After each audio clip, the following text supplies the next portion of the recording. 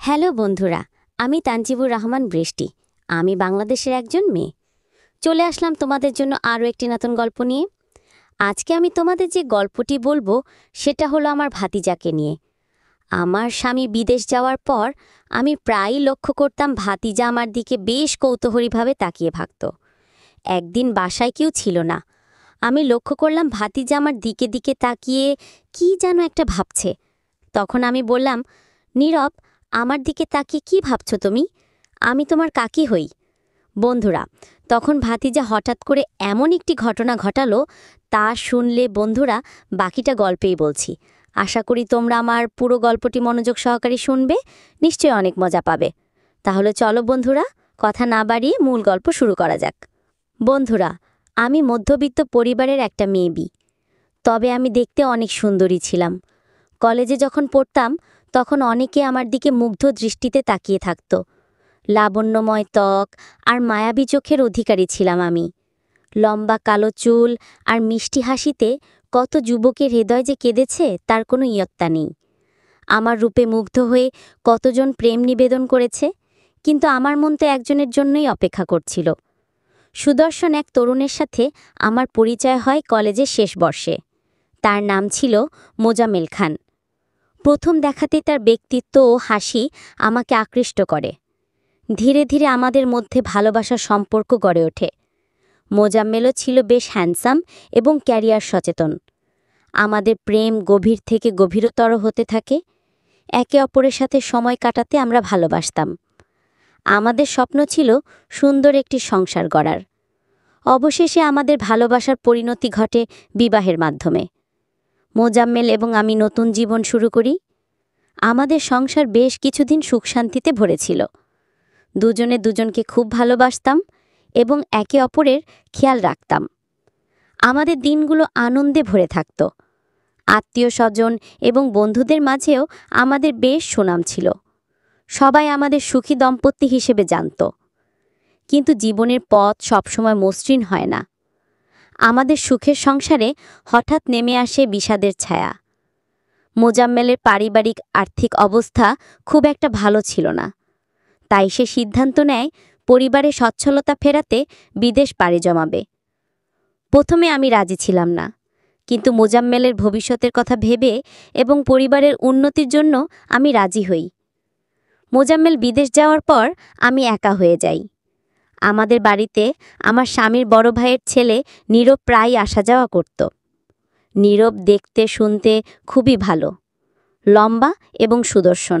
সে আমার থেকে বয়সে কিছুটা ছোট হলেও তার ব্যবহার ছিল খুবই মার্জিত। আমার স্বামী বিদেশে থাকার সময় নীরব প্রায়ই আমার খোঁজ খবর নিত। মোজাম্মেল বাজার করার জন্য আমাকে কিছু টাকা দিয়ে গিয়েছিল, কিন্তু একা একা বাজারে যেতে আমার ভালো লাগতো না। নীরব প্রায় প্রতিদিনই আমার প্রয়োজনীয় বাজার সদাই করে দিত। কোনো কিছু লাগলে আমি তাকে ফোন করতাম আর সে সঙ্গে সঙ্গে নিয়ে আসত। নীরবের এই সাহায্য আমার একাকিত্ব কিছুটা হলেও কমিয়েছিল। ধীরে ধীরে নীরবের সাথে আমার বেশ ভালো সম্পর্ক তৈরি হয়। সে প্রায়ই আমার সাথে গল্প করত, আমার দিন কেমন কাটছে, কোনো অসুবিধা হচ্ছে কিনা এসব বিষয়ে খোঁজ নিত। মাঝে মাঝে সে আমাকে বিভিন্ন জায়গায় ঘুরতে নিয়ে যেত। আমরা বন্ধুর মতো অনেক কথা বলতাম। আমিও তাকে নিজের ছেলের মতোই স্নেহ করতাম। কিন্তু কিছুদিন পর আমি লক্ষ্য করতে শুরু করলাম, নীরব মাঝে মধ্যে আমার দিকে কেমন যেন অপলক দৃষ্টিতে তাকিয়ে থাকে। তার চাহনিতে একটা অদ্ভুত কৌতূহল ছিল, যা প্রথমে আমার কাছে খুব স্বাভাবিক মনে হয়নি।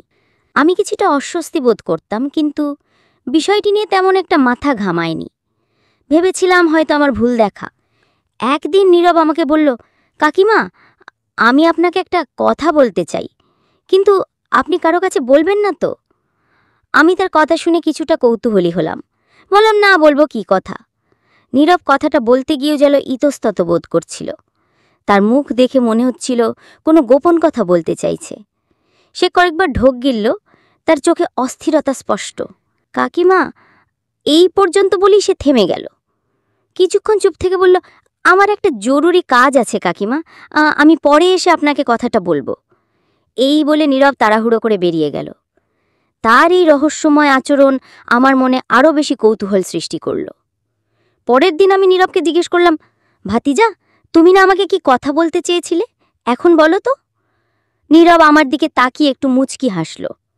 তারপর বলল, কাকিমা, কাকা তো বিদেশে একা একা থাকে, আপনার কি খুব কষ্ট হয়? তার এই কথা শুনে আমি কিছুটা অবাক হলাম। আমি বললাম, ও এই কথা, কষ্ট তো হয়ই বাবা, কিন্তু কি আর করব, তোমার কাকা তো দূরে আছে, এখন আমাকে একাই থাকতে হবে। আমার কথা শুনে নীরবের মুখটা একটু মলিন হলো। সে কিছুক্ষণ চুপ থেকে বলল, কাকিমা কোনো সমস্যা নেই, আপনার কোনো প্রয়োজন হলে আমাকে বলবেন, আমি এনে দেবার চেষ্টা করব। আমি হেসে বললাম, তা তো অবশ্যই, তোমাকে তো আমি আমার ছেলের মতোই মনে করি। আমার কথা শুনে নীরবের মুখে হালকা হাসি ফুটল, কিন্তু আমি বুঝতে পারছিলাম তার মনে আরও কিছু কথা আছে যা সে বলতে পারছে না। তার চোখে সেই কৌতূহলী চাহনিটা আবার দেখতে পেলাম। এরপর বেশ কিছুদিন কেটে গেল। নীরব আগের মতোই আমার খোঁজ খবর নিত, বাজার করে দিত এবং আমার সাথে গল্প করত। কিন্তু মাঝে মধ্যে আমি লক্ষ্য করতাম সে যেন আমাকে বিশেষ কিছু বলতে চায়, কিন্তু সুযোগ খুঁজে পাচ্ছে না অথবা সাহস পাচ্ছে না।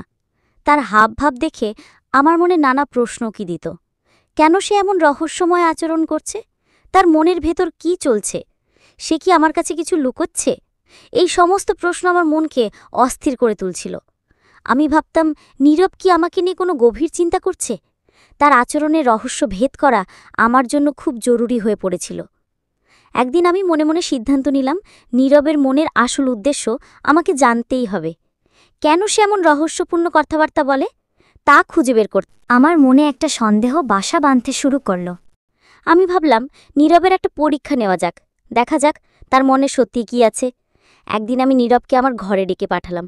বললাম, নীরব, আজকে আমাদের বাসায় কেউ নেই, চলো আমরা একটু গল্প করি। নীরব আমার কথা শুনে একটু অবাক হলো, কিন্তু রাজি হলো। সে ঘরে এসে বসল। আমি তার দিকে তাকিয়ে লক্ষ্য করলাম সে মাঝে মধ্যে আমার দিকে কেমন যেন কৌতূহলী দৃষ্টিতে তাকাচ্ছে, কিছু একটা ভাবছে। আমি বললাম, হেই ছেলে, কি দেখো তুমি? আমি তো তোমার কাকি হই।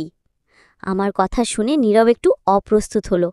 সে আমতা আমতা করে বলল, কাকিমা, আপনি আমাকে ভুল বুঝবেন না, আমি আপনার দিকে তাকিয়ে একটা জিনিস দেখছিলাম। আমি অবাক হয়ে বললাম, কি এমন জিনিস দেখছো তুমি? আমাকে কি বলা যাবে? নীরব কিছুক্ষণ চুপ করে রইল, যেন কথা খুঁজে পাচ্ছে না। তারপর ধীরে ধীরে বলল, কাকিমা, কাকা বিদেশ যাওয়ার 1 সপ্তাহ পর আমি বাজার থেকে ফিরছিলাম। ঠিক সেই সময় রাস্তায় আমি একটা জিনিস পেয়েছিলাম। তার কথা শুনে আমার কৌতূহল আরও বাড়ল। নীরব বলল, সেই জিনিসটা শুধু আমার কাছে আছে, আমি ওটা খুব যত্ন করে রেখেছিলাম। জিনিসটা আমি কাউকে দেখাইনি, কিন্তু ইহার ভেতরে কি আছে তাও আমি ঠিক জানি না। আমার মনে হয়, কাকিমা, ইহার ভেতরে মূল্যবান কিছু আছে। আমি যাচ্ছি আপনাকে সেই জিনিসটা দেখাতে, আপনি কাউকে বলে দিবেন না তো? আমি বললাম, কই, তাও তো দেখি। নীরব পকেট থেকে একটা ছোট কাপড়ের পুঁটলি বের করল। আমি সেটা তার কাছ থেকে নিয়ে দেখলাম। পুঁটলিটা খুলতেই আমার চোখ ছানা বড়া। ভিতরে অনেকগুলো সোনার গয়না, নেকলেস, কানের দুল, বালা, আংটি এবং আরও অনেক কিছু, সবগুলোই ঝলমল করছে। আমি অবাক হয়ে নীরবের দিকে তাকালাম। বললাম, হেই ছেলে, এগুলো তুমি কোথায় পেলে? সত্যি করে বলতো। নীরব ভয়ে ভয়ে বলল, কাকিমা, আমি সত্যি বলছি, আমি এগুলো রাস্তায় কুড়িয়ে পেয়েছি। তার কথা শুনে আমি কিছুক্ষণ চুপ করে রইলাম। আমার মাথায় নানা চিন্তা ঘুরপাক খাচ্ছিল। নীরব আবার বলল, কাকিমা, বেশ কিছুদিন ধরে আমি ভাবছি ওই জিনিসগুলো আমি আপনাকে দিয়ে দিব, কারণ আমি আপনাকে অনেক বিশ্বাস করি আর মায়ের মতোই শ্রদ্ধা করি। আমার মনে হয় এগুলো আপনার কাছে রাখাই সবচেয়ে নিরাপদ। নীরবের কথাগুলো আমার হৃদয়ে ছুঁয়ে গেল। এই কথাগুলো শুনে আমি হতভম্ব হয়ে গেলাম। আমি শুধু শুধু ছেলেটাকে ভুল বুঝেছিলাম। প্রথমে আমি ভেবেছিলাম ছেলেটার মনে হয় আমার প্রতি অন্য কোনো উদ্দেশ্য আছে, কিন্তু পরে আমি বুঝতে পারলাম ছেলেটা সত্যিই ভালো, খুব সহজ সরল। শুধু শুধু আমি তাকে ভুল ভেবেছিলাম। আমার ভুল বুঝতে পেরে আমার খুব খারাপ লাগছিল। নীরবের কথা শুনে আমার চোখে জল এসে গেল। আমি ভাবতেও পারিনি যার সম্পর্কে আমি এত ভুল ধারণা পোষণ করেছি সে আসলে এত ভালো মনের মানুষ। আমি আবেগ আপ্লুত কণ্ঠে বললাম, নীরব, তুমি সত্যি খুব ভালো ছিলে। আমি তোমাকে ভুল বুঝেছিলাম, আমাকে ক্ষমা করে দিও। নীরব আমার হাত ধরে বলল, কাকিমা, আপনি এমন বলছেন কেন? আমি তো আপনাকে নিজের মায়ের মতোই দেখি। আপনার কোনো ক্ষতি হোক এটা আমি কখনোই চাই না। তার কথাগুলো আমার অন্তরে গভীর দাগ কাটল। আমার মনে হলো সত্যি আমি একজন নিষ্পাপ মানুষকে ভুল বুঝেছিলাম। আমি পুটলির সোনার গয়নাগুলোর দিকে তাকালাম। এগুলো নিশ্চয়ই কোনো অবস্থাপন্ন ব্যক্তির হারানো সম্পদ। নীরব চাইলে এগুলো নিজের কাছে রেখে দিতে পারত, অথবা বিক্রি করে অনেক টাকা রোজগার করতে পারত। কিন্তু সে তা না করে আমার কাছে নিয়ে এসেছে, কারণ সে আমাকে বিশ্বাস করে। আমি নীরবকে জিজ্ঞেস করলাম, তুমি কেন এতদিন আমাকে এই কথা বলনি, আর রাস্তায় এগুলো খুঁজে পাবার কথা কাউকে জানাওনি কেন?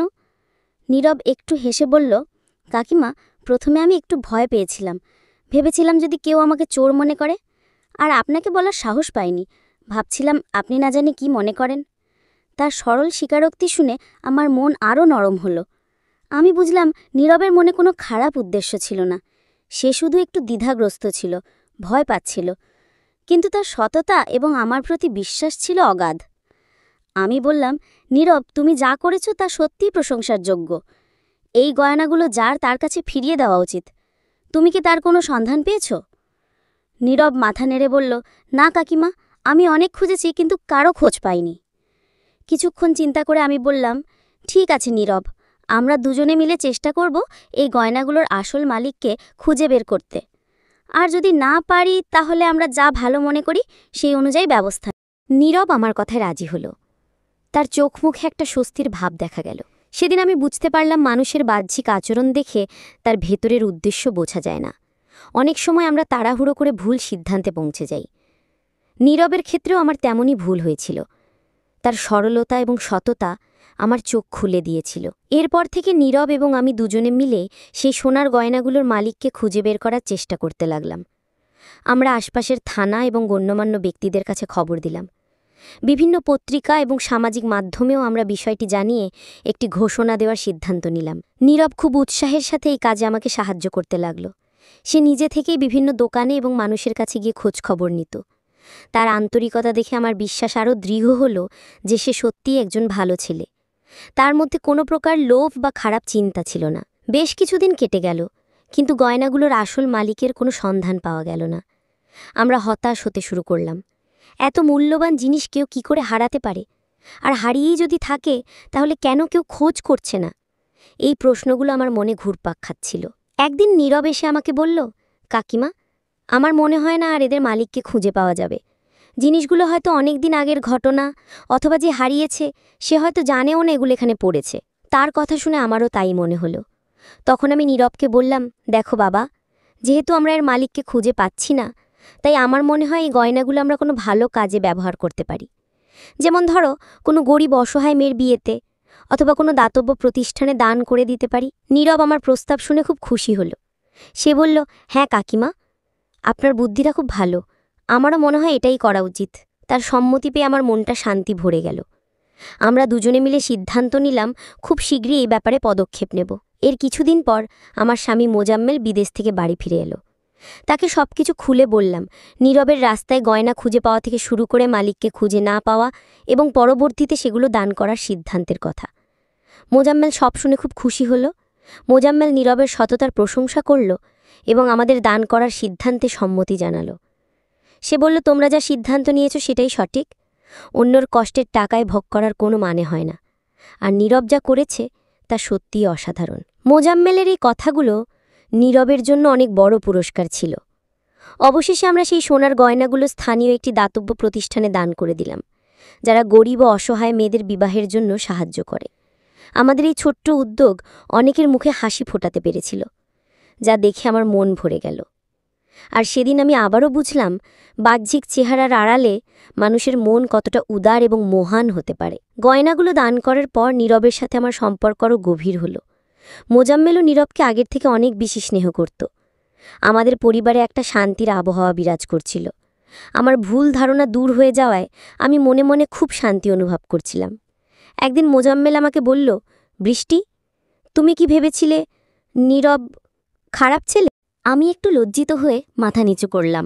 বললাম, হ্যাঁ, প্রথমে ওর কৌতূহলী আচরণ দেখে আমার মনে কিছু সন্দেহ জেগেছিল, কিন্তু পরে বুঝতে পারলাম আমার ধারণাই ভুল ছিল। মোজাম্মেল হেসে বলল, মানুষকে না জেনে তার সম্পর্কে খারাপ ধারণা করা উচিত না। নীরবের মতো ভালো ছেলে আজকাল পাওয়াই যায় না। ওর সততা সত্যি প্রশংসার যোগ্য। আমি মোজাম্মেলের সাথে একমত হলাম। এরপর থেকে আমাদের বাড়িতে নীরবের আসা যাওয়া আরও বেড়ে গেল। সে এখন শুধু বাজার করা বা খোঁজখবর নেবার জন্যই আসত না, বরং আমাদের সাথে বসে গল্প করত, চা খেত এবং বিভিন্ন বিষয়ে আলোচনা করত। আমাদের তিনজনের মধ্যে একটা সুন্দর বন্ধুত্বপূর্ণ সম্পর্ক গড়ে উঠেছিল। একদিন নীরব আমাকে জিজ্ঞেস করল, কাকিমা, আপনি যখন আমার ওপর সন্দেহ করেছিলেন তখন আপনার কেমন লেগেছিল? আমি একটু থমকে গেলাম। সত্যি বলতে সেদিন আমার মনের অবস্থা খুব খারাপ ছিল। একদিকে যেমন ভয়ে কাজ করছিল, তেমনি অন্যদিকে একটা চাপা কষ্ট অনুভব করছিলাম।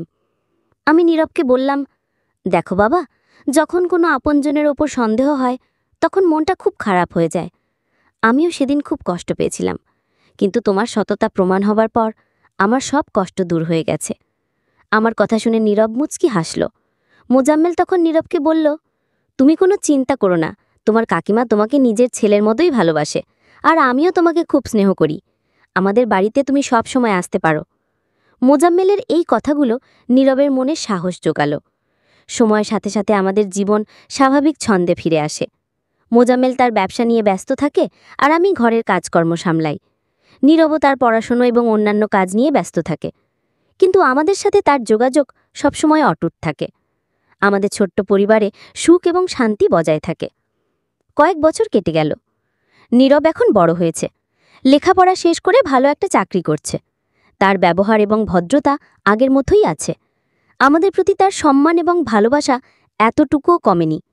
আমরাও তাকে আমাদের পরিবারের একজন সদস্যের মতোই দেখি। একদিন নীরব আমাদের বাড়িতে এলো, সাথে তার বাগদত্তা একটি মিষ্টি মেয়ে। আমরা খুব খুশি হলাম। নীরব আমাদের কাছে তাদের সম্পর্কের কথা জানালো এবং আমাদের আশীর্বাদ চাইল। মোজাম্মেল এবং আমি সানন্দে তাদের নিমন্ত্রণ গ্রহণ করলাম এবং সাধ্যমতো তাদের সাহায্য করার প্রতিশ্রুতি দিলাম। নীরবের বিয়ে খুব ধুমধাম করে হলো। আমরা আত্মীয় স্বজন এবং বন্ধুদের সাথে সেই অনুষ্ঠানে যোগ দিলাম। নীরবকে খুব হাসি খুশি দেখাচ্ছিল। রিয়ার সাথে তার জুটি সত্যি খুব সুন্দর হয়েছিল। তাদের দেখে আমার মন ভরে গেল। বিয়ের পর নীরব এবং রিয়া তাদের নতুন জীবন শুরু করল। তারা আমাদের সাথে নিয়মিত যোগাযোগ রাখত এবং সময় সুযোগ পেলে আমাদের বাড়িতে এসে দেখা করে যেত। তাদের সুখী দাম্পত্য জীবন দেখে আমার খুব ভালো লাগত। একদিন নীরব আমাকে একা পেয়ে বলল, কাকিমা, সেই দিনের কথা আপনার মনে আছে, যখন আমি রাস্তায় গয়না পেয়েছি? আমি হেসে বললাম, হ্যাঁ বাবা, খুব ভালো করেই মনে আছে। সেই ঘটনা আমার জীবনের একটা গুরুত্বপূর্ণ শিক্ষা। নীরব বলল, আসলে কাকিমা, আমি প্রথমে একটু ভয় পেয়েছিলাম ওই গয়নাগুলো নিয়ে, কিন্তু আপনার উপর আমার অগাধ বিশ্বাস ছিল, তাই আমি দেরি না করে আপনাকে সব কথা খুলে বলেছিলাম। আমার মনে কোনো খারাপ উদ্দেশ্য ছিল না। নীরবের কথা শুনে আমার চোখ আবারও ভিজে উঠল। সেদিন নীরবের কথা শুনে আমার মনে হলো, সত্যি বিশ্বাস এবং ভালোবাসার বাঁধন কতটা শক্তিশালী হতে পারে। সামান্য সন্দেহের কারণে আমাদের মধ্যে ভুল বোঝাবুঝি হতে পারত, কিন্তু নীরবের সততা এবং আমার ভালোবাসার কারণে সেই পরিস্থিতি সামলানো গেছে। আমি নীরবকে বললাম, তুমি শুধু আমার ভাতিজাই নও, তুমি আমার ছেলের মতো। তোমার মতো একটা ভালো ছেলে পাওয়া ভাগ্যের ব্যাপার। নীরব আমার হাত ধরে কৃতজ্ঞতা জানালো। জীবনের এই দীর্ঘ পথে আমি অনেক মানুষের সাথে মিশেছি। অনেকের আচার ব্যবহার দেখে ভুল ধারণা তৈরি হয়েছে, কিন্তু নীরবের ঘটনা আমাকে শিখিয়েছে, কখনোই শুধুমাত্র বাহ্যিক দিক দেখে কারো সম্পর্কে কোনো সিদ্ধান্তে আসা উচিত না। মানুষের ভেতরের মন এবং উদ্দেশ্য বোঝাটা খুব জরুরি। অনেক সময় আমাদের জীবনে এমন কিছু ঘটনা ঘটে যা আমাদের ধারণার বাইরে থাকে। মানুষের মুখের হাসি বা রাগের আড়ালে লুকিয়ে থাকে গভীর রহস্য। সেই রহস্য উন্মোচন না করে কারো সম্পর্কে খারাপ ধারণা পোষণ করা অন্যায়। আমাদের সমাজে এমন অনেক নীরব আছে যারা নিঃস্বার্থভাবে অন্যের উপকার করে যায়, কিন্তু তাদের উদ্দেশ্য অনেক সময় ভুল বোঝা হয়। তাদের প্রতি সহানুভূতিশীল হওয়া এবং তাদের ভালো দিকগুলো উপলব্ধি করা আমাদের কর্তব্য। ভুল বোঝা বা সন্দেহের কারণে অনেক সুন্দর সম্পর্ক ভেঙে যায়। তাই আমাদের উচিত কারো সম্পর্কে কোনো সিদ্ধান্তে আসার আগে ভালোভাবে সবকিছু যাচাই করে নেওয়া। তাড়াহুড়ো করে কাউকে ভুল ভাবা উচিত নয়। জীবনের শেষ প্রান্তে এসে আজ আমি উপলব্ধি করি, মানুষের ভেতরের সৌন্দর্যটাই আসল। বাহ্যিক রূপ বা আচরণ ক্ষণস্থায়ী। ভালোবাসা, সততা এবং বিশ্বাস, এই গুণগুলোই মানুষকে মহৎ করে তোলে। নীরবের মতো মানুষগুলোই সমাজের সম্পদ। বন্ধুরা, গল্পের শেষ পর্যায়ে আমি তোমাদেরকে বলতে চাই, মানুষের বাহ্যিক আচরণ এবং তাৎক্ষণিক পরিস্থিতিতে ভুল ধারণার সৃষ্টি হতে পারে, কিন্তু কারো সম্পর্কে চূড়ান্ত সিদ্ধান্ত নেওয়ার আগে তার ভেতরের উদ্দেশ্য এবং সততা যাচাই করা উচিত। অনেক সময় আমাদের ভুল ধারণার কারণে এমন কিছু ঘটনার সৃষ্টি হয় যার মাসুল সারা জীবন দিতে হয়। তাই সহানুভূতিশীল হওয়া এবং ধৈর্য ধরে আসল সত্য জানার চেষ্টা করাই বুদ্ধিমানের কাজ। বন্ধুরা, আমার গল্পটি যদি ভালো লাগে তাহলে লাইক, শেয়ার এবং সাবস্ক্রাইব করে